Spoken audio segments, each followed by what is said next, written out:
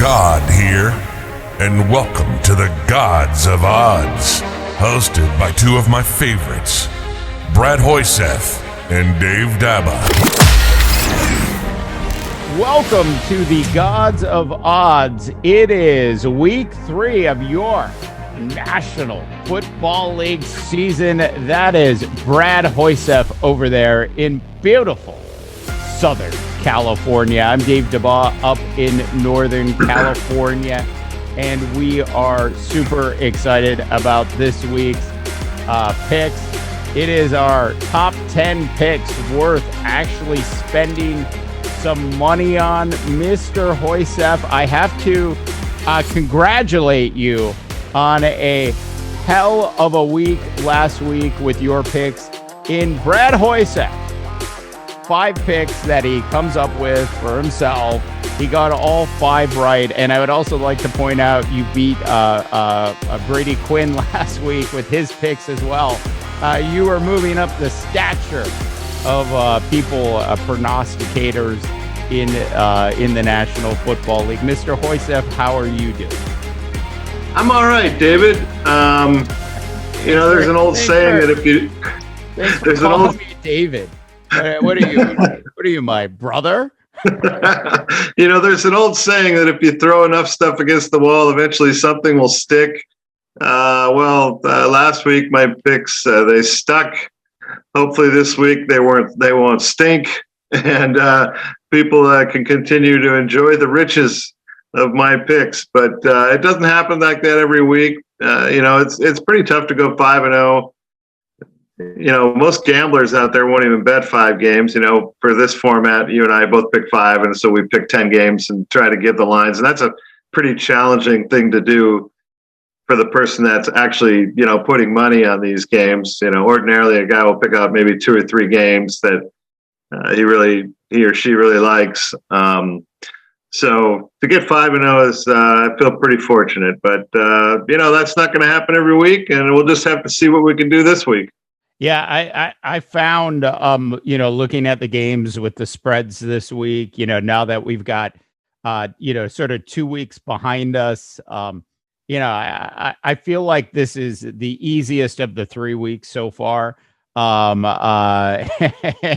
maybe I'm getting out in front of my skis a little bit here, but I really felt like, this week, there were, and in fact, I had like, 13 games I think I could have picked this week, and I felt fairly confident about. Before we dive into this, one just quick question for you. Who's going to be the first head coach canned in the National Football League this year? I put out a disturbance podcast yesterday, so for those people that watch that, my opinion already on this, but who do you think is going to get canned first, Mr. Hoyseth? Wow, that's a tough question. It's not really like Minnesota to fire their coach, but they are 0-2, and they got 2 more really difficult games coming up in the next couple weeks. If they get off to an 0-4 start, I think the chatter clearly begins, although it's not really in Minnesota's nature to do something like that.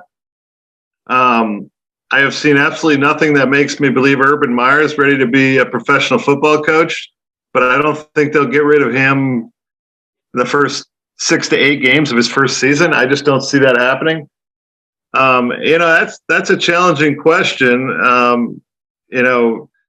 Houston obviously isn't that good, but they've looked okay so far. I don't think you can justify that. And Dan Campbell really hasn't had enough time in Detroit to make any headways there. They just don't have enough talent there. So that's a good question. I don't see anybody getting fired anytime soon, if that's a good way of dodging the question. But at least I've thrown a few numbers out there. Your boy Robert Saleh kind of took it on the chin, for the Jets last week. But he's only had a couple of weeks, and they're just under talented out there right now. But Zach Wilson, not a very good week for the Jets.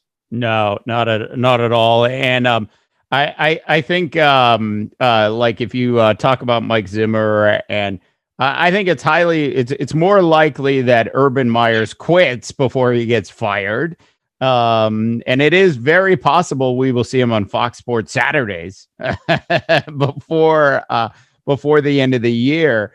But I mean, just looking at this upcoming Vikings schedule, if they don't stop the bleeding this week against Seattle, and then they turn around and I think they play Cleveland after that. And if Kevin Stefanski comes into town and beats the Vikes, they'd be 0-4. And what would seal the deal on the end of Mike Zimmer as the head coach of the Minnesota Vikings is a loss to Dan Campbell and one of your all-time least favorite quarterbacks, Jared Goff, in Minnesota on October 10th.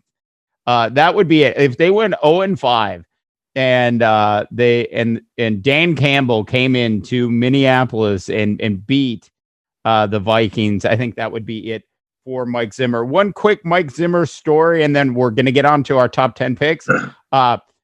Former Minnesota Viking, great, Kyle Rudolph. Well, I added great. I don't think Brad would. But Kyle Rudolph, in an interview this week, Kyle Rudolph is now a member of the New York Giants. And so Kyle was asked, how are things going? What do you think of the coaching staff here? And I'm paraphrasing, but Kyle said it was the first time in his professional career that he's actually had a coach who understood all sides of the ball and wasn't just a defensive coach. And he took a shot at Mike Zimmer, which is really interesting when you think about it.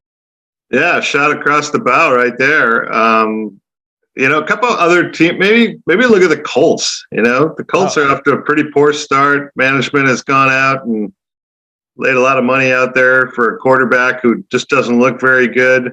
That's a team to keep an eye on. They've kind of underperformed and, got a really good defense, but offensively, they just have never been able to get anything going there. Bringing Carson Wentz, and that does not look like a good match whatsoever. So that's another team I would throw out there to say that there's a potential for an early firing. Yeah. Carson Wentz, I think when you actually go back and look at his performance in Philadelphia over the last couple of years, the word that always comes to mind for me is terrible. He's absolutely terrible. He was terrible in Philadelphia.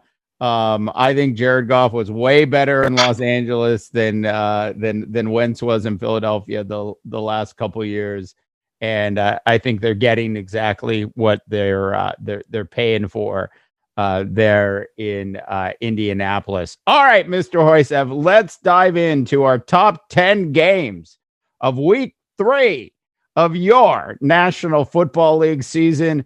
Brad, as always, you have the honor since you are now the king of the gods of odds, at least for the last couple weeks. That is going to change this week.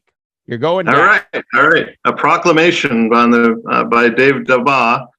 First of all, I'm in a little bit of a disagreement with you. I think the lines got tougher for me this week, and I'm sure that I'm happy to hear that you got some clarity coming into this thing. I just thought that Vegas, I thought week 2, was the easy week. I thought there was an overreaction on a lot of lines. This week, I tried to kind of look and see where maybe there was perhaps some overaction. I mean, you hear a lot of chatter on by the talking heads on ESPN or on talk radio and stuff of that nature. Who's the most legitimate 2-0 team, and all kinds of stuff, talk like that you're going to hear in week 3. So I tried to pick out some games that I thought, seemed a little bit more clear. First one I got on the books is Carolina is at Houston, and Dave's favorite quarterback, the pride of San Clemente High School, Sam Darnold, is 2-0 on the gate, and they're playing at Houston. And it's a fairly large line. I'm not entirely comfortable with it. The Panthers are favored by 7.5. And I think Houston has looked better. I really do. They beat up on Jacksonville in week 1, and then they played fairly gamely, if that's a word, up at Cleveland, where they were, they nearly kept that. They beat the spread at Cleveland, I believe, by half a point. And so Houston is kind of an interesting team, but now they have all kinds of injury problems. Tyrod Taylor is injured. Got a young kid out of Stanford, Davis Mills, I believe, that's going to play quarterback for them. And so I think it's a problem for for the Texans this weekend. Carolina, I believe, is a much better football team this year. Are they a for real 2-0 team? I think we're a long ways away from determining that. But clearly, Christian McCaffrey back makes them a better football team. Sam Darnold has not turned the ball over. And I think people in Carolina are pretty excited. Now, I'm not a believer that the New Orleans game last week means anything. New Orleans went there. I think they had 8 less coaches. They didn't have any position coaches. There was no quarterback, O-line, wide receiver. None of the position coaches made the trip because of COVID. And Carolina took advantage of it. I mean, coaching does matter. We found that out last week. The difference between New Orleans in week 1 and week 2 was, off the charts. But I think Carolina's a better football team, and I think Houston has still got a long ways to go, and they just don't have a ton of talent. I'm going to, begrudgingly give up that 7.5 points, and I'm going to take the Panthers minus 7.5. Yeah, if I'll agree with you on this. If Tyrod Taylor was healthy and playing, I would probably not agree with you. But this Carolina Panther team, especially the defense, Matt Rule has done such a good job, and he did this, in year 1, where he really concentrated a lot of his efforts on defense, and he sort of threw away last year, and they brought in some excellent and made some good draft picks, and they're just getting stronger and stronger and stronger. And I just don't think the kid out of Stanford, Davis, Davis Mills, who I like. I think he's another one of these nice young quarterbacks, probably underrated coming out of college.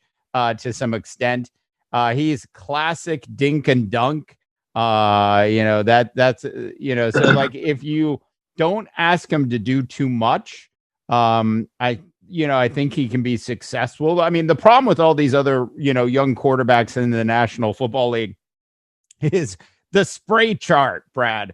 When you look at where they're actually throwing the football, the coordinators have them throwing the ball all over the place.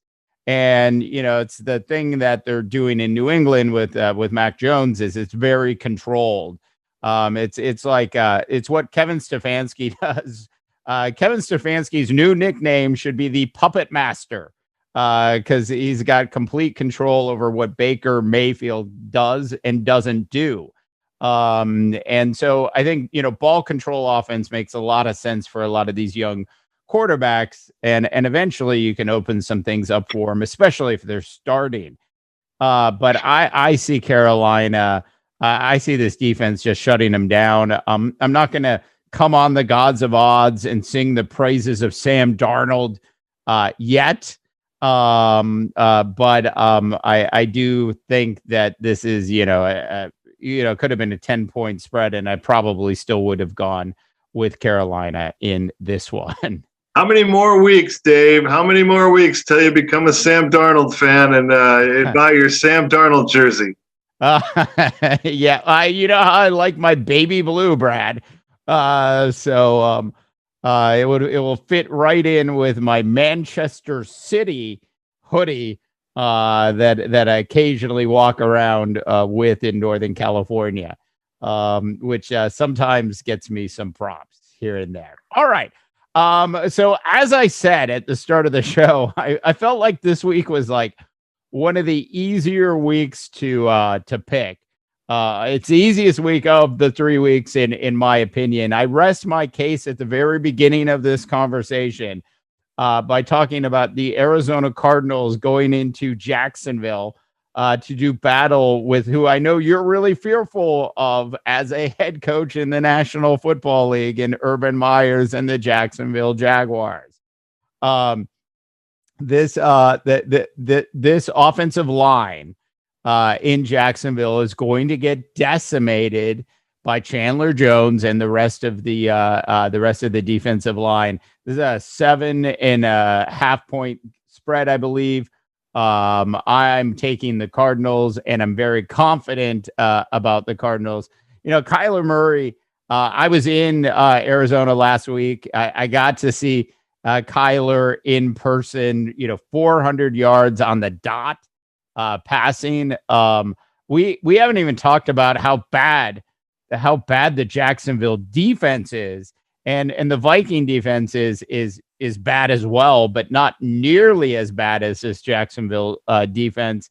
Unless there's like a hurricane or a tropical storm, Brad, I do not see Jacksonville in any way coming close to covering this game. Yeah, I'm in agreement with you here. One thing that's been alarming for Jacksonville so far is they have not been able to handle running quarterbacks at all. Tyrod Taylor has a little bit more mobility than Teddy Bridgewater, for instance. But now they get the real deal in Kyler Murray. And what are you going to do there? They just don't have any talent in Jacksonville right now. And, they got a young quarterback that's kind of getting thrown out to the wolves. There's not a lot of talent around him. And Arizona, I think the confidence is high. I mean, they got away with a pretty fortunate win last week against the Vikings, but they are 2-0 in what looks quickly like it's becoming the best division in football, the NFC West. And I just don't see much hope for Jacksonville in this one. 7.5. I don't really like that extra half a point, but if it had been 9 or 10 points, it really wouldn't have surprised me. I probably still would have taken the Cardinals. So I'm going to take the Cardinals at home. I think that's a good solid bet. Yeah. I don't know if you heard. Well, you're in LA, so you should have heard. Sean McVay didn't go to practice yesterday in the afternoon. I heard it was not COVID related. It was just some sort of illness. I'm convinced that Sean McVay was at home just throwing up because he realized what he really has with a broken down quarterback in Matthew Stafford, who can only throw the ball to a guy named Cooper. That's the only person that he has on his radar. He realizes now, which is what he was probably doing yesterday, that he does not have a legitimate quarterback that can actually win a Super Bowl for him. I'm just saying. Boy, oh boy, man, you're tough on my boy Matthew Stafford. So I might as well go there next, right? I mean, that's one of my games. The Bucs are at the Rams, but I'm not betting the line. I'm betting the over/under on this, and that sits right now at 55. And so I'm not sure why it's so hard. I think it's probably because Brady threw 5 touchdowns last week, and the Rams have, they've looked decent on offense. I wouldn't say they've looked great, but they've looked decent. But to me, the best part of both of these teams is their defenses. Now, Tampa hasn't looked great defensively so far, but they've played somewhat of a challenging schedule. So I'm looking at this game right now, and Brady's. I think the success in the red zone stops this week with Brady. I don't know who wins the game, but I believe 55 is a really high number for two good defenses. The Rams, I know they have some issues at running back with injuries, and the Buccaneers, in my opinion, have still never gotten the right running back in the game. I don't know why they continue to play Leonard Fournette over Jones. That puzzles me. But now Antonio Brown is out with COVID, so he's not going to be there. And Jason Pierre-Paul is gone out with an injury for the Bucs. So I see this being a lower scoring affair than 55. I mean, I look at 55. That's a fairly large number. If you figure the average game has got 3 to 4 field goals, and you're talking about 6 touchdowns, and As I've mentioned it a couple times, the Rams are perfectly happy with giving you yards between the 30s. But once you get inside the 30s, it becomes a real challenge. And I just think, there's going to be a lot more field goals than what you would ordinarily see out of these two teams' offenses. I'm going to take the under at 55. Yeah, I absolutely hate the Tampa Bay Buccaneers running game at this point. I mean, it feels non-existent. And I think you can only, I get it, TB12, I get all the, eat healthy, exercise right, get rubbed down on your back, do all the things that he goes through to keep his body in shape, to still be playing at this level, and all the work they do as well with video and really understanding the nuances of the game. I get all of that, but at some point, not having a running game is going to catch up with you. And when you hit, you end up going up against a good defense like the Los Angeles Rams, in that beautiful, absolutely beautiful new stadium at SoFi. This is a, I'm with you. I don't know who's going to win this game. But taking the over at 55 seems crazy to me. I look at you as a wise owl on these over-unders, and I will agree with you, Mr. Oizev, on the under for sure. What is wrong with this running game? When are they going to get? What is Bruce Arians doing? I mean, it just doesn't make any sense. The question is does Bruce Arians know what Bruce Arians is doing? I'm one of these guys. I believe the Buccaneers won the Super Bowl despite Bruce Arians. I've never been a huge Bruce Arians guy. I don't understand why he doesn't have Ronald Jones in the game. Maybe there's something to do with the blocking on pass plays or something like that. I'm not entirely sure. But game going to LA now. Ronald Jones played football at USC. You would think they would allow him to carry the ball a little bit this week, playing in front of some of his, hometown fans. But I think the issue you're going to have there is that with Antonio Brown out, Jalen Ramsey was going to be covering Mike Evans. And, there has been some suspect moments for that Tampa offensive line. And so Brady's going to have to throw underneath a lot. That's not a problem for him. He loves doing that. But once you get into the red zone, I think it's going to be a challenge for the Buccaneers this week. Yep, I agree. All right, moving on to my second game, Brad, and that is the New Orleans Saints at the New England Patriots.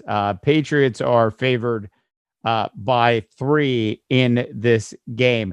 Brad, are all the coaches going to be back for New Orleans this week, or is it any word on that? Well, that's the big mystery for me. I mean, this was, you and I produced this sheet, I don't know, like on a Tuesday or something. Yeah.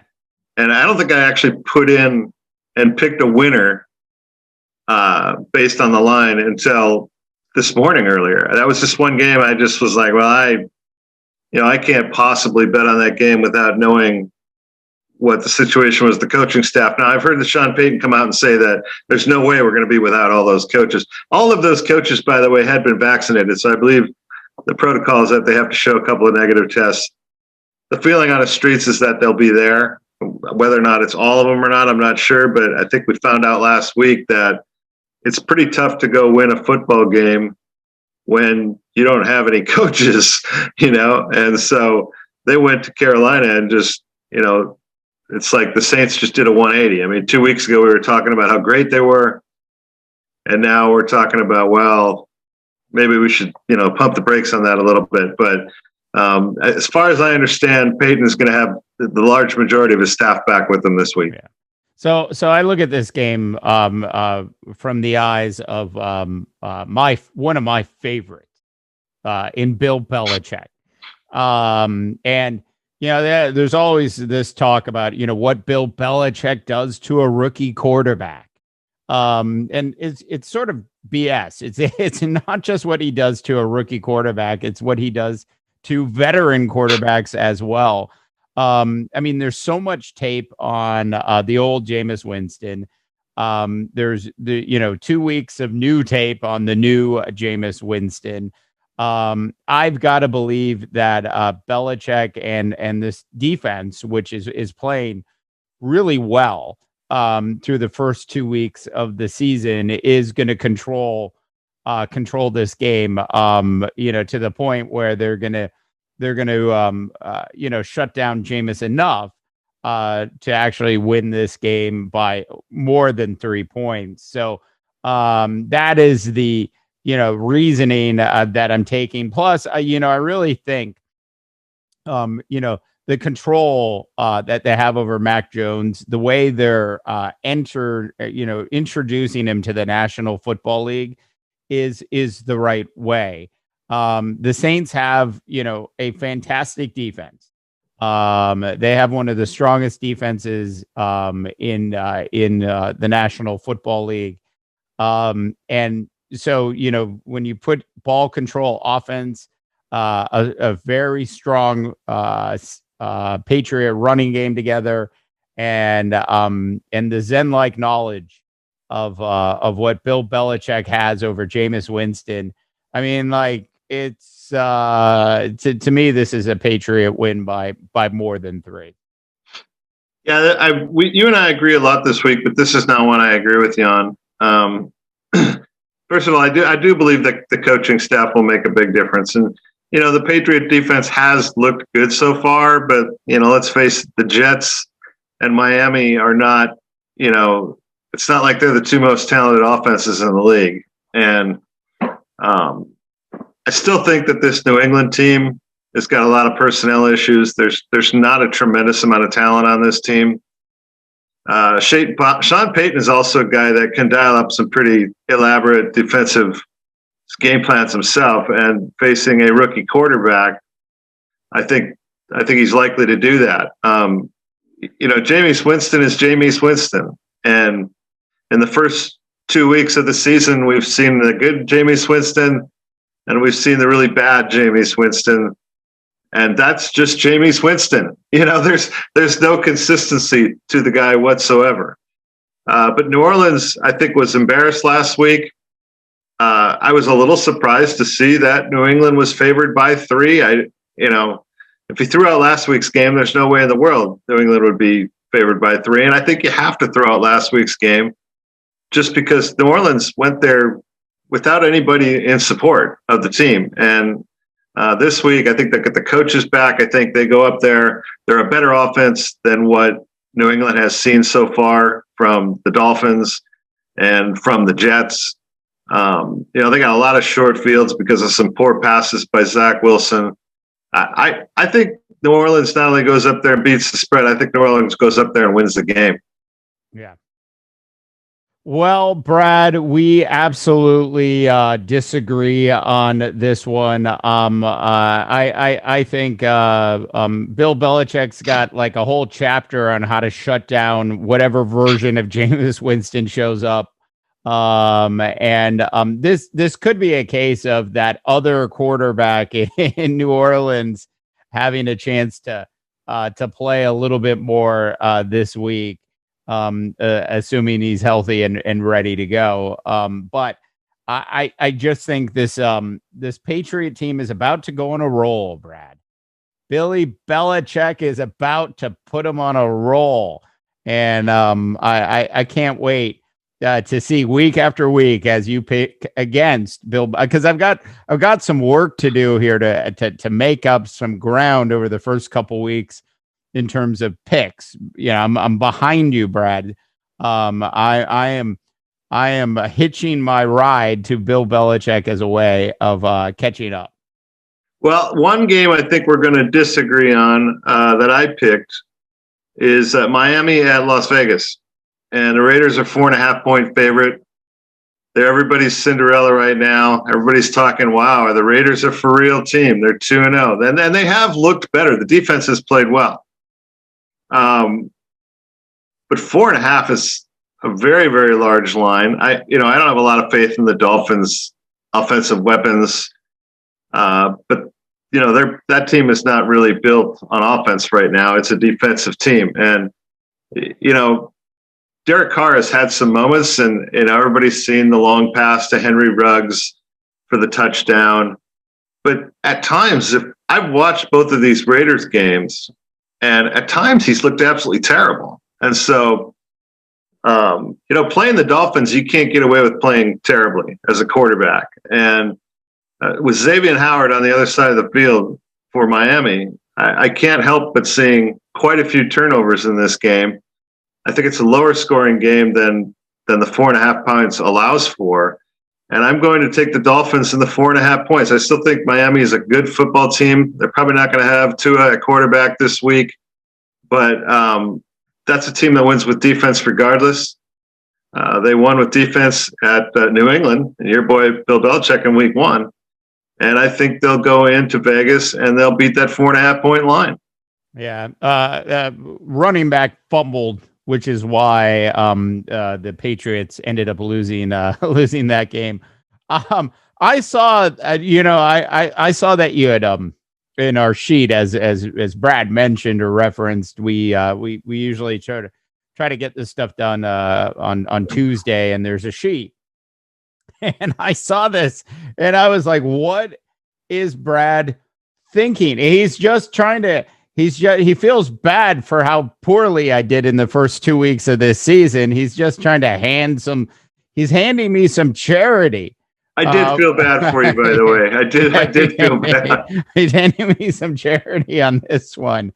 I just am in no way seeing this play out. I would feel differently if Tua were playing. As of today, he's not going to be playing. I don't think, who'd they play last week? Buffalo.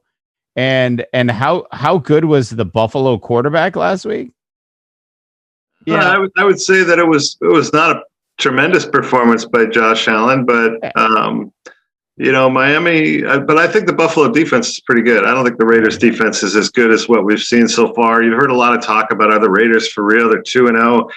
The Raiders are a couple plays from being 0-2. Yeah. I'm not a believer that this team has arrived or anything like that. And I think Derek Carr, much like the previous conversation about Jameis Winston, Derek Carr is the model of inconsistency, and so you can't get away with errant passes when you play the Dolphins because Xavier Howard's one of the best in the business, and you're not going to find Henry Ruggs, 2 yards behind defenders when you play the Dolphins. And so they've been predominantly a big strike offense. They don't have Josh Jacobs this week, who's probably going to miss that game. I think a lot of times when you go away from the starting quarterback, in the case of Miami, you don't really know what you're getting. I don't really know what I'm getting in the starting quarterback from Miami and Tua. So I'm not sure he might be the first quarterback that gets benched out of these group of quarterbacks we've had the last couple of years. Yeah. I look at this and I think, momentum matters. We talk about good coaching.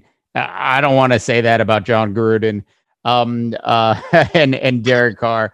Gruden's really good at the start of the year, and then he just falls apart, when we get into the frozen tundra months of the winter. So I just I look at this game and I think, not even Gruden can screw this up. I think the Derek Carr is playing, well enough right now. He's got a bunch of confidence. I know there's going to be a drop off with this Raider team at some point. There will be a cliff for this Raider team. I guarantee it will happen. I just don't see it happening this week. I think there's so much confidence brewing with this Raider organization. Games in Vegas, it is going to be like off the hook crazy in Vegas for this game. I'm definitely sticking with my Raider pick for sure. All right. Yeah. Go ahead. No, go for it, Brad. No, I wouldn't be shocked at all if the Raiders won the game. I'm not in love with the Dolphins or anything. I just thought the 4.5 was quite a bit for, a Dolphins team that was in the playoffs last year. The Raiders were not, and both wins, albeit they've been fun to watch for the Raiders. I'm not in that mode yet where I believe the Raiders are suddenly a factor in the AFC. Going deep into the AFC playoffs. I just don't see that yet. Right. Well, once again, thanks, Brad, for helping evening the field out on this one. I think you are going to be absolutely wrong on this one. All right. Moving on to our next game. I've got the Bears at the Browns. The Browns, this is ridiculous. The Browns are a 7.5-point favorite in this game. And this is interesting for me. I've flipped on this a couple times because I have been talking up Justin Fields. I've been singing the praises of Justin Fields while you've been saying Andy Dalton is not that bad. You've been very consistent in your Andy Dalton is not that bad statement for the first couple of weeks of the season. And I'm like, give Justin Fields a chance. Justin Fields is the real deal. He's going to turn this franchise around. Matt Nagy should get him to be the starting quarterback as soon as possible. I've said all of that, but we are going up this week up against Kevin Stefanski and the Dog Pound in Cleveland. No Jarvis Landry. Supposedly Odell Beckham Jr. might be back this week. I think irregardless of that, this is a very strong running game. And Chicago has done a decent job in stopping the run so far. But I think you'll see Kevin Stefanski open things up just a little bit more for Baker Mayfield this week.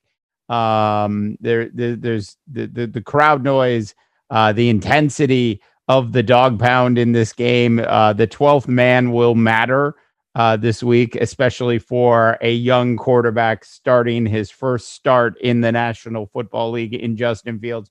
Part of me hopes that I am proved wrong by Justin Fields and that you win this game because I really do believe in this kid. It's just that, Kevin Stefanski is a year into his stint as the head coach of the Cleveland Browns.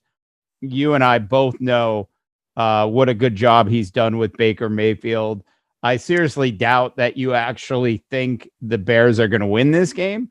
But with that being said, I am going to go ahead and take the Cleveland Browns. I think Khalil Mack has lost a couple steps as well. Yeah, to me, this game comes down to style and matchups. You mentioned Jarvis Landry out. I think Odell Beckham Jr. is going to miss that game.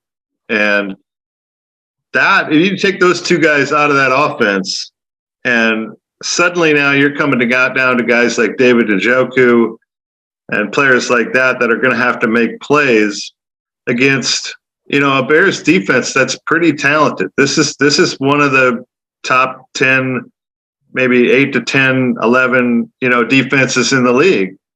And, my concern for Chicago is offensively, I haven't seen anything in Justin Fields yet anyways, and we've had a very, very small sampling. I haven't seen anything yet that makes me believe he's going to suddenly go out there and just light it up. First of all, they don't have a ton of talent around him. And so I see the Bears trying to get into a slugfest and a low-scoring affair. I see the defense is kind of dominating this game. I don't see a lot of big plays because I don't think there's a lot of big playmakers. And so I look at that line at 7.5 and I go, man, that's a lot of points to give up to a Bears team that was in the playoffs last year. And then there is the factor of the rookie quarterback that can now run a little bit. I think it's a dangerous spot for the Browns playing at home. I'm not going to call an upset, but I'm certainly going to take the Bears in the 7.5. All right. There you have it. I can't believe I said, I actually hope I lose this game. Because I really want Justin Fields to be successful in the National Football League. I really like him as a quarterback. And I think he's going to be a solid player. But Kevin Stefanski, man, the puppet master, the absolute puppet master. Like, how much happier would you be as a Viking fan if Kevin Stefanski were your head coach? We asked the same question about Mike Tomlin 10 years ago, and we're doing it again with Kevin Stefanski. It is sad. We are breeding ground of good coaches that leave and go on to be excellent head coaches someplace else. Well, I'm not going to comment on that. I don't want to hurt the Viking fans' feelings, Dave. Yeah. So I'm just going to move on to my next one because I got a stunner for you right here. It's the New York Jets at the Denver Broncos. Who in their right mind would possibly bet this football game, correct? The Jets looked horrendous last week. The Broncos are 2-0, and for all intents and purposes, they look pretty good. I mean, I think Teddy Bridgewater has given them some stability under center. Doesn't make the poor decisions that we saw to Drew Lock last year. And he's really kind of taken decisions out of the hands of Vic Fangio, who, I don't think much of as an X's and O's guy when it comes to offense. And they're playing the Jets, who now get Zach Wilson coming off a 4-interception performance last week. It was really disappointing. But the question is how good are the Broncos? Are they a for real 2-0 team? It kind of doesn't feel like it to me. And I look at this line at -11. That's a lot of points. I mean, you see -11, and you got to have one of the worst teams in the league against, one of the better teams in the league. And I think the Jets are legitimately one of the worst teams in the league, but I don't think the Broncos are one of the best teams in the league. I think they're fun. I'm optimistic about the direction they're going. But I thought this line was just too high. In a normal week where a guy's betting games and picking 2 or 3 games, this probably wouldn't be one that I would select. But just on a whim, I'm going to take the Jets and the 11 points against the Broncos. I'm giving you a chance to get back in this deal, Daba. Yeah. But I've been sitting here hearing your explanation, and I've dissected the hell out of this game. And I've almost flipped on it like a half a dozen times. I didn't lose sleep over it, Brad, but I've definitely thought about flip-flopping on this one, and it for me it sort of comes back down to that Broncos defense. I really that's who you're betting on here. And do you really believe they're going to be able to, continue the trend of stopping Zach Wilson? It's like, when are these offensive coordinators going to learn, how to bring along a rookie quarterback properly? Now, gone are the days of making the rookie quarterback sit there with a clipboard, Brad, and watch from the sidelines. Those days should be gone for most of these guys. Most of these guys should have a chance to play. The complexity of these offenses that they expect these guys to, understand, against the complexities of the defenses that are thrown in front of them, are why some of the greatest quarterbacks of all time have gone 1-15 out of the gate their rookie season. I do like Zach Wilson a lot, but I just believe Denver's going to has his number, and I will thank you for allowing me to get back into the season-long battle of the gods of odds. Season-long battle. That's what it's become now for you. I gotta pick one or two. Yeah, I love that little caveat you threw in there.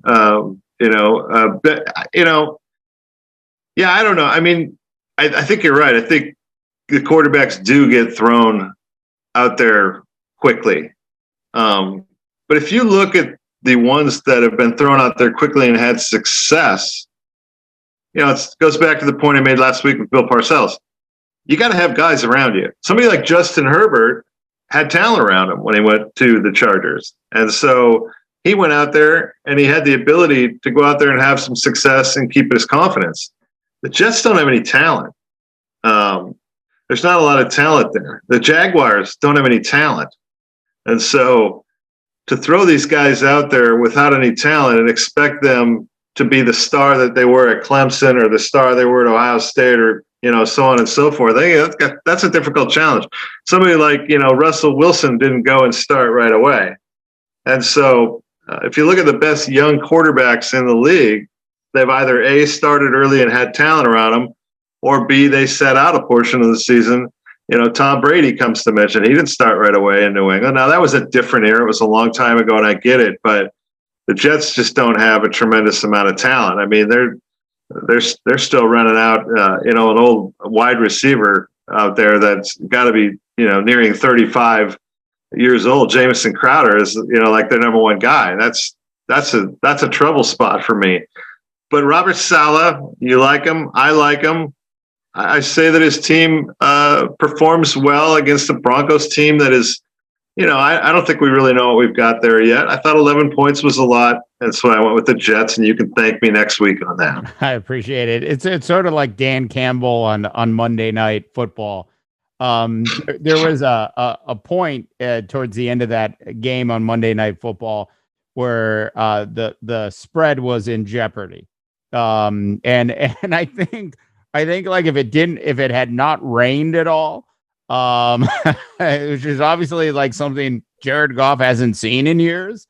Just completely different quarterback. Once some precipitation showed up, with there's a lot of things that Jared Goff hasn't seen the last couple of years, most notably linebackers. I mean, I remember you and I were texting back and forth last week, and in the first half, the Lions come out, and I'm sending you a text. I'm going, you might be right, Dave. The Lions might be a little bit better. And all of a sudden we get to the third quarter, and, Jared Goff just, goes up in flames like Jared Goff always does. And I'm like, man, this guy's just bad. I don't know why that Lions organization would make that choice, but they did. And now Dan Campbell's going to have to live with it. Yeah, it was the second that the first drop of rain hit the football. It was all over for Jared Goff, which leads me to the whiny one. The man who whines, the man who creates his own media controversies and then blames the media for it in Aaron Rodgers. Aaron Rodgers and the Packers are heading to San Francisco to do battle with the San Francisco 49ers. This is one of those games that Aaron Rodgers circled, on his cat calendar at home, I'm sure.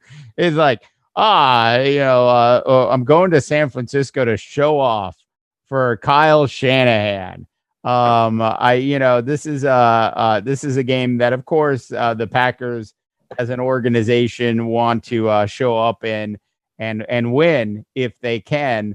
4-point spread in favor of the San Francisco 49ers in this one. If you're giving me 4 points in this game, I will gladly take the Green Bay Packers and Aaron Rodgers. Now, I am not underreacting or overreacting to what happened with the Packers last week.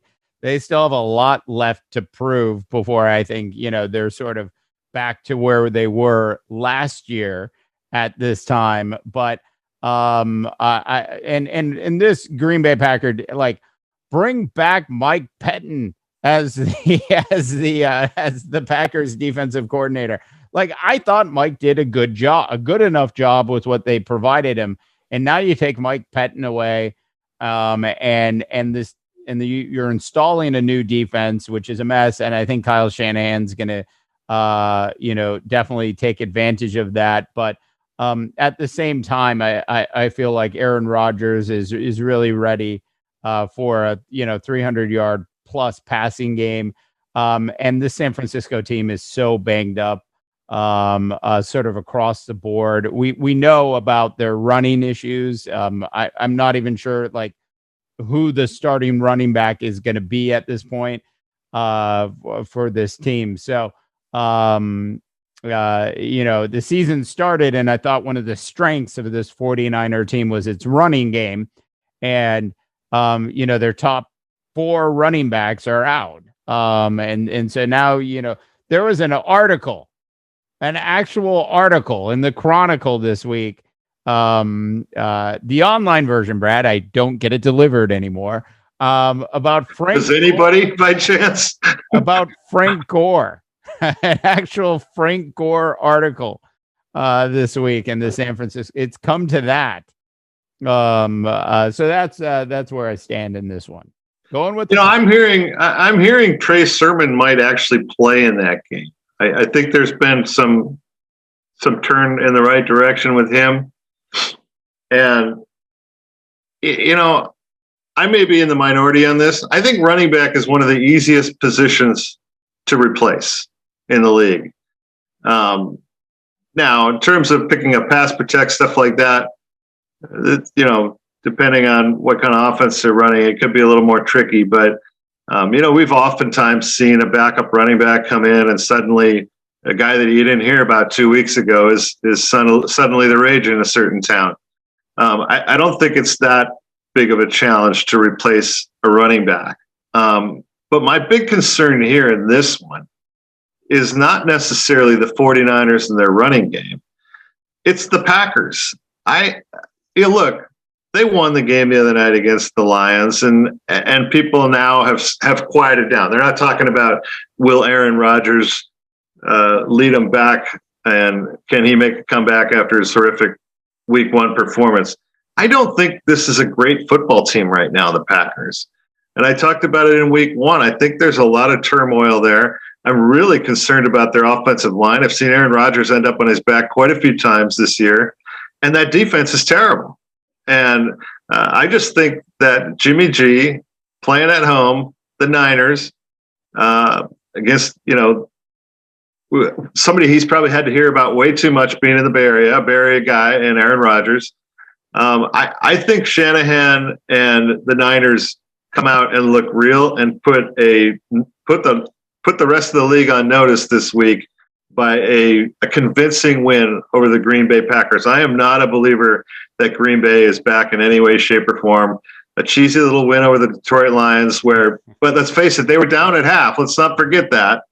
Let's not forget they were down at half to the Lions, who the Lions have that ever intimidating wide receiver, Cephas or whatever his name is. That's their number one guy. I mean, this is a bad Green Bay Packer defense, and I think they will insert any running back A, B, C, or D, and I think they'll have success running the ball against the Packers, and I think the Packers are going to have a hard time in this one. I'm taking the Niners, and I'm going to take those, give those points.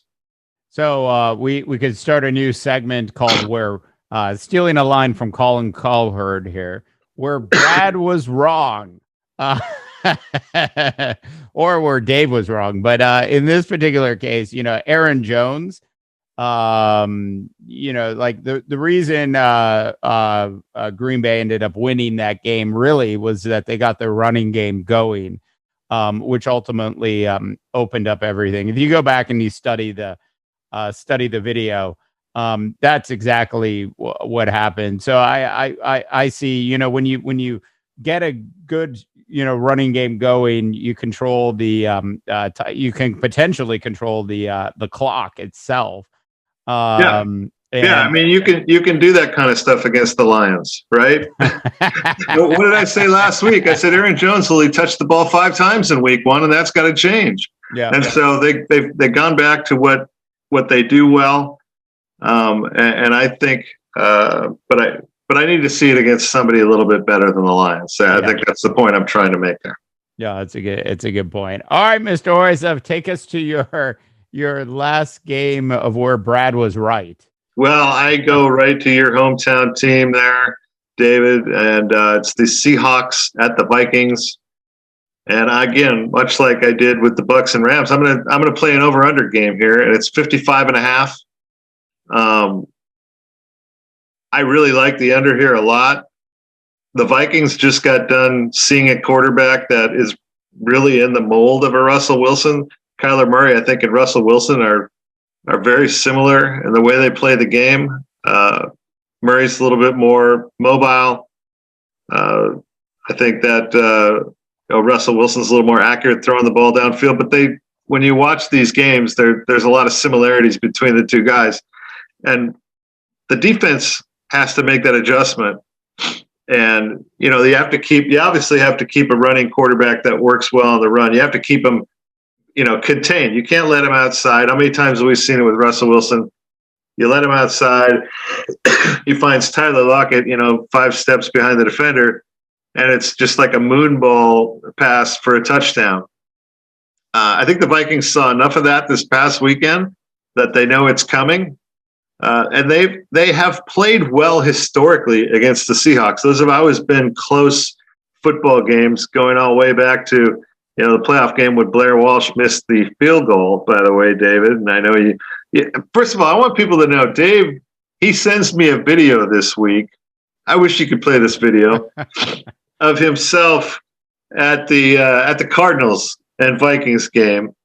And if you could have heard Dave's voice on that first play from scrimmage of the Vikings through the bomb to KJ Osborne, it was like a kid in a candy store. I've never heard a guy so excited over a touchdown. But it was great video. Hopefully you can run that up and we can make that a part of the Gods of Odds broadcast. But the long and short of it is, I'm not a believer in the Vikings offense. I think the Seahawks do some things well with Jamal Adams and the linebacker there that I think it's going to be challenging for the Vikings to score a ton of points in that game.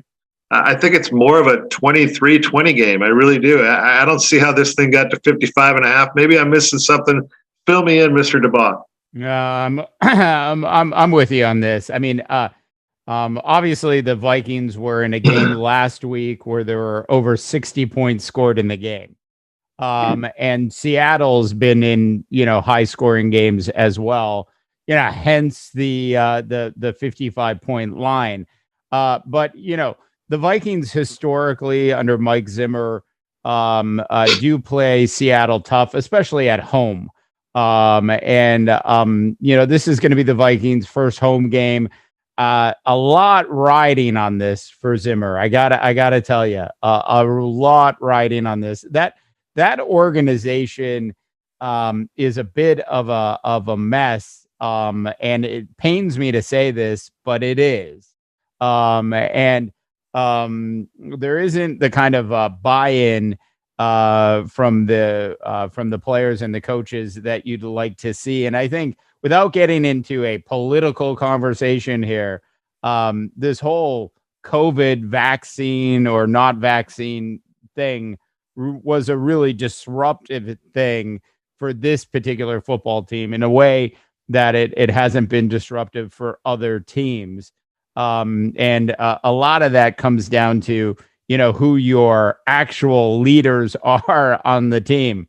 I think it's crazy. It's crazy to think that you can, hop on a plane, fly across the country, go into a hotel, meet, just some random people on the wherever, and not, come into contact with this virus.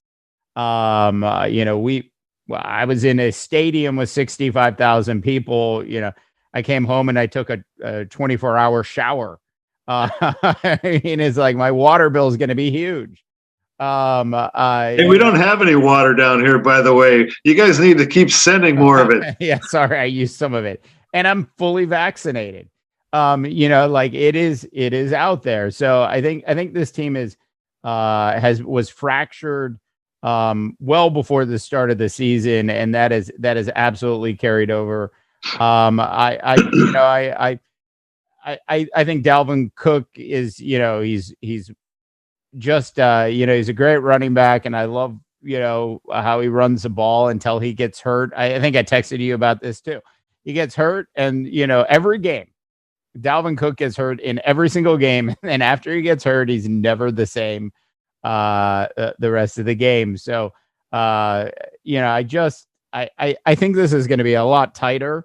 There's going to be a lot more, ball control, even more ball control and predictable offense by Minnesota than in previous weeks. I'm fearful that they're not going to win this particular game, and I am with you. I do like the under a lot on this.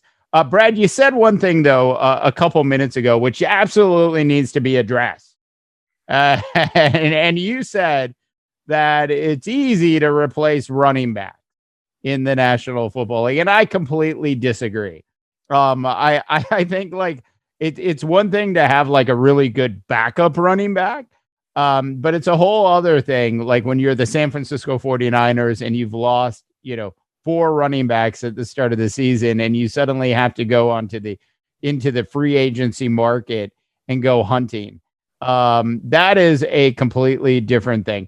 Who is like, where are the Tennessee Titans this year without Derrick Henry? Where would the Green Bay Packers be today if Aaron Jones didn't show up? I mean, like Dan Campbell might have had his first win as a head coach in the National Football League on Monday night had Aaron Jones not been there. Good running backs matter. It blows me away when people talk about how easy it is to replace a good running back. I completely disagree. I think they are an endangered species. They're underpaid. They should be paid more and treated more. It blows me away every time I hear that. Well, David, we'll have to wait and see on that one, right? Do you like how I threw out the David again? I was like, you haven't called me David in 15 years.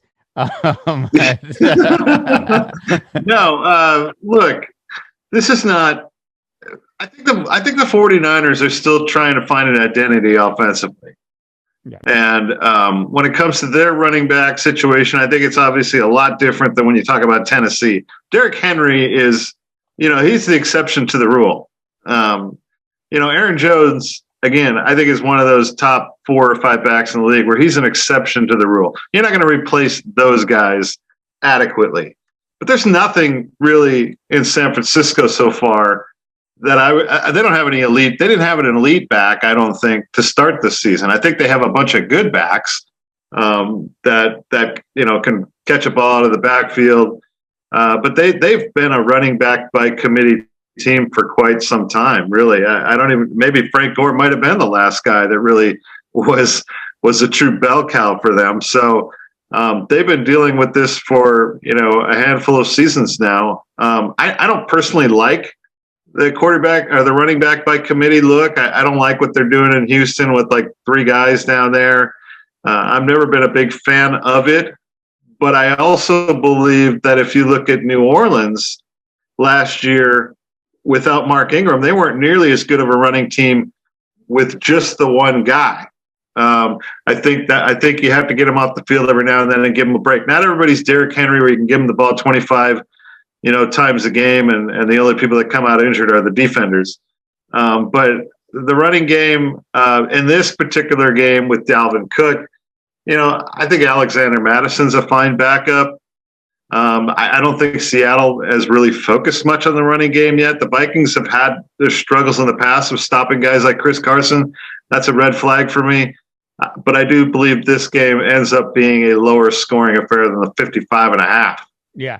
What's going to be the first play from scrimmage the Vikings have? It's a stretch run to Dalvin Cook. Isn't it always the first play? To the right. Because he can't. It's like from Zoolander. He can't turn left. He can only go to the right. That's all Dalvin Cook can do. All right. Moving on to our my last pick and the 10th pick of the week.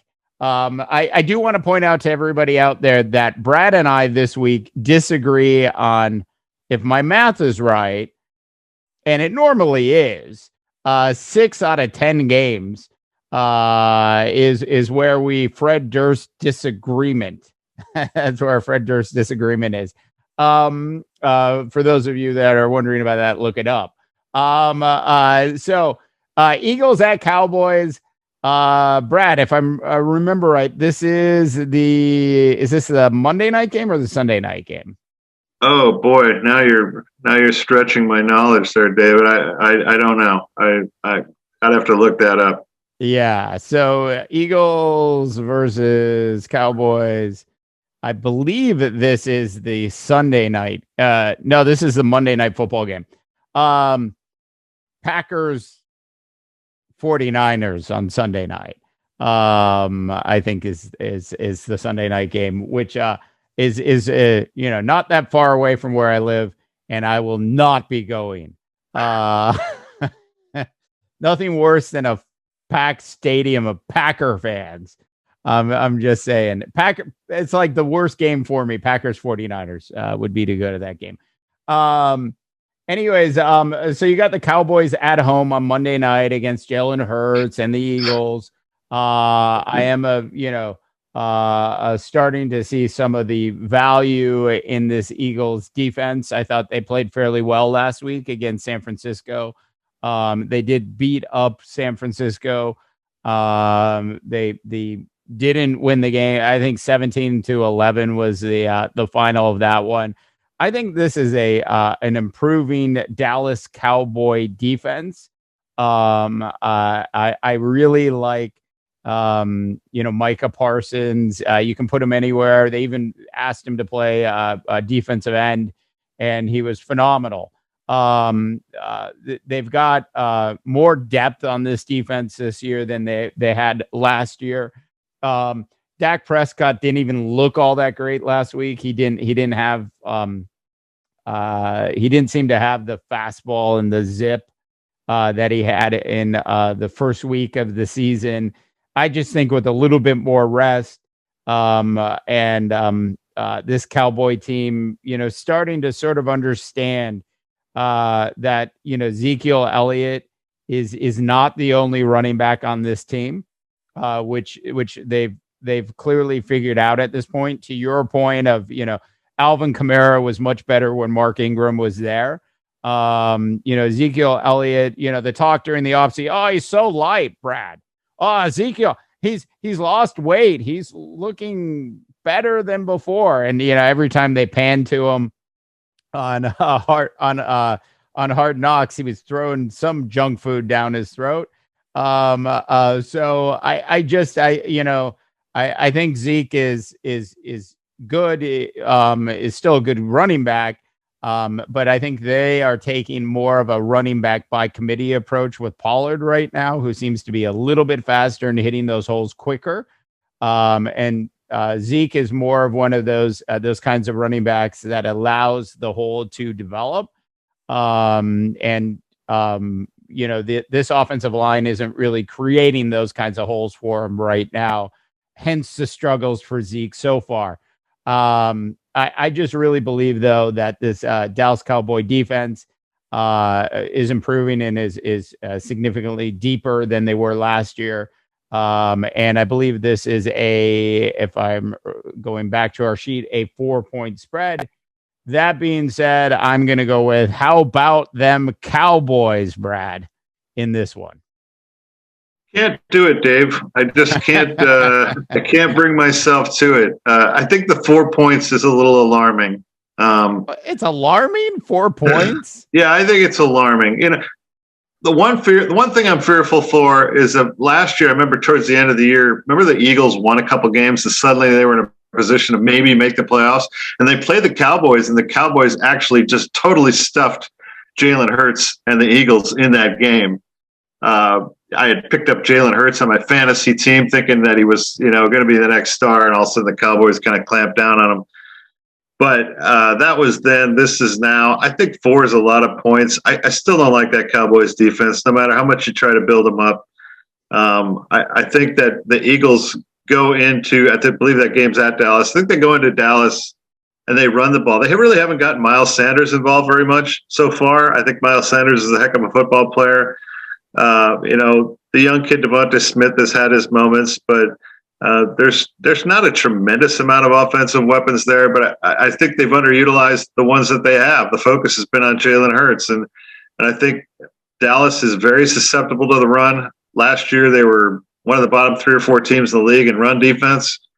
And Jalen Hurts is as good a running back as Miles Sanders when he wants to be. And so I think they learned some lessons last year, late in the year. I think the Eagles go in. It's a tough divisional game. It feels like more of a field goal game. I wouldn't be surprised if Dallas won it, but I thought that extra point, that fourth point really, Mike McCarthy always finds a way to make a game more interesting than it should be. I think the Cowboys have got more talent, but I don't know that always comes out on Sunday afternoon or Sunday night on your TV screen. Yeah, I think this is one of those, Dak Prescott, national televised Monday night football game. Once again, check out the Peyton Mannings on ESPN too. We're not paid to say that, but we should be. Absolutely fantastic. I think it's the new standard for ESPN Monday Night Football. I think the regular broadcast will be gone next year, and they'll just switch to that form. And there could be some improvements on that. That's a different show for a different day, but very pretty well done nonetheless. I just look at this and I'm like, okay, so last week Philadelphia at home lost to the San Francisco 49ers at home to Jimmy Garoppolo. And I'm like, I was playing football with my buddies, and I had the first pick between Jimmy Garoppolo and Dak Prescott. I'm taking Dak Prescott every day. I just think that you're right about you put the Mike McCarthy factor in. And, I certainly understand that, he's notoriously good at making good teams not so good and making these games closer, which is really where, the Aaron Rodgers whining sort of paid off for Aaron because he needed to get McCarthy out. And this whole very idea that Aaron Rodgers has had no say in what's happened with the Green Bay Packers organization seems a little bit ridiculous to me. I mean, he did run the coach out of town. Did he not? So, anyways, just sort of coming back to this, I just really believe though that, this Dallas team is, their offense right now is on a different level. And I think they're going to win by more than 4 points in this one. So I'm sticking with the Cowboys. Yeah, you like those Cowboys. You liked them last year, and this year you started off cold. You kind of go back and forth on Jerry Jones and the boys, and I still need to see a little bit more. I just haven't seen enough yet. I mean, Dak Prescott's had a nice start. I like some of the weapons there. I'm a firm believer. I like Tony Pollard a lot. I think right now he looks like the quicker and most lively of the two backs. He really does. I love the way he gets to the outside and turns the corner. I don't think Ezekiel Elliott has that speed anymore. I think he's lost a half a step. I don't think we're at a changing of the guard moment yet, but it's starting to look like Tony Pollard at any given week, should Zeke Elliott go down, could be, a really great weapon on your fantasy team. Yeah, look, I really like Nick Sirianni as the head coach of this Eagles team as well. I expected the Eagles to play a different brand of football last week against the 49ers. And what I sort of came away with was, they just don't have the kind of all the talent that they need to compete. And so when I sort of look at these offenses, the 49ers offense from last week and what Dallas is actually really capable of on a big nationally televised game. It was one thing for them to go into SoFi Stadium. It was a home win for them last week, Brad, at beautiful SoFi Stadium. What was it? 70% Cowboy fans. It was ridiculous. Like, don't be fooled by this, the baby blue that you saw. because it just stands out. I said earlier in the week, every baby blue shirt looked like 10 dark blue shirts, and it made it look a little better than it actually was. But that was a Cowboy. It was Mike McCarthy's first home win of the year at SoFi Stadium. So I see this as a more of the same, and I just think that they've got this offense figured out, and I'm really not afraid of what Jalen Hurts. I think this guy, I know you're sitting here thinking this is going to be like a 10-7 football game, or a 13-10 game, and I've got to believe this is going to be 27-21. Yeah, I think this is a tempo game. Yeah. And whoever can get out there and establish the tempo of the game, I think wins their side of the spread on this deal. I think the Cowboys would love to make it a track meet because the Eagles really don't have the weapons to run a track meet against the Cowboys. At the same time, I think the Eagles would like to establish a running game, slow it down a little bit, because I'm not sure the Cowboys have the defense to handle that type of game. If the Eagles can run their game plan and keep it close and run the football and just shorten the game a little bit, they have a chance. I just looked at it with 4 points. Like I said, I still think it's a field goal game. It's a division rivalry, two teams that don't like each other. I see it being a close game coming down to, like many other games these days, coming down to a field goal. Yep. All right. Well, that is it, North America. That is the Gods of Odds top 10 picks worth spending some money on for week number 3 of your National Football League season. A possible on location next week out of Southern California goes Brad Hoysef. We'll find out more. Stay tuned for that to see if Brad travels somewhere in North America next week. Mr. Hoysef, any final quick thoughts? Well, we're a couple weeks in now. We've kind of seen some things, but I'm not a firm believer that there's a clear leader out there as the best team in football right now. I'm really not. I think this is going to be an interesting and entertaining season. I think there's a lot of really good football teams. I think the Chargers are a dangerous football team that could go on a run. I'm not a believer in the Patriots. I don't think much of the NFC East. I still think it's a lousy division, much like it was last year. But man, that NFC West looks like it's anybody's race right now. And with the Seahawks, the Rams, the Cardinals, and everything they've got out there, San Francisco. I mean, that's a really good division. You win that one, and you're gonna have to have won some really important and critical matchups. Yeah, I think ultimately it will come down to who's the best coach in that division. Is going to be the one that wins it. And sorry, Cliff Kingsbury, I'm not really sure it's you yet. But I really do like the potency of that Arizona Cardinal offense. I have to say that. All right. Well, North America, thanks so much for joining us on the Gods of Odds. That is Brad Hoysef over there in beautiful Southern California. I'm Dave DeBaugh coming to you from Northern California. As always, we wish you a tremendous rest of your sport viewing week. God here, and thanks for tuning in to the Gods of Odds. For more semi-witty sports commentary, please make sure you check out mighty.rip.